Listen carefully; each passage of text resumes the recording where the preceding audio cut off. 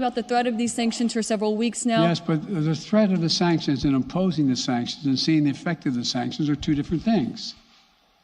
They're two different things. And he's going to begin to see the effect of the sanctions.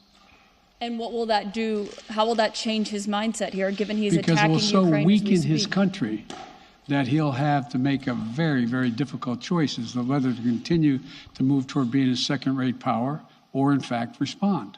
You said in recent weeks that big nations cannot bluff when it comes to something like this. You recently said that the idea of personally sanctioning President Putin was on the table. Is that a step that you're prepared to take? And if not, it's not a bluff, it's on the table. Sanctioning President Putin?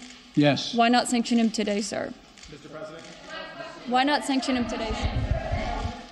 Mr. President, if I can, you detailed some severe and swift new sanctions today and said the impact it will have over time. But given the full-scale invasion, given that you're not pursuing disconnecting Russia from what's called SWIFT, the international banking system, or other sanctions at your disposal, respectfully, sir, what more are you waiting for?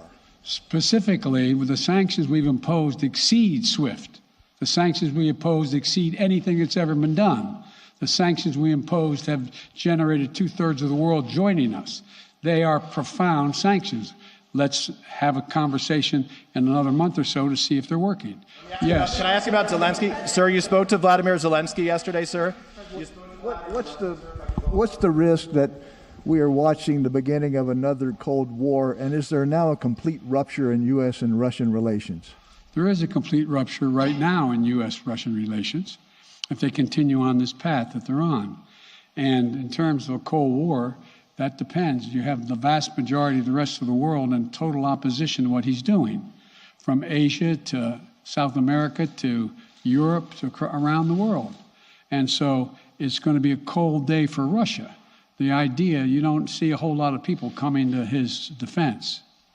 And if I could follow up, sir, are you urging China to help isolate Russia? Are you urging China to help isolate Russia? I'm not prepared to comment on that at the moment.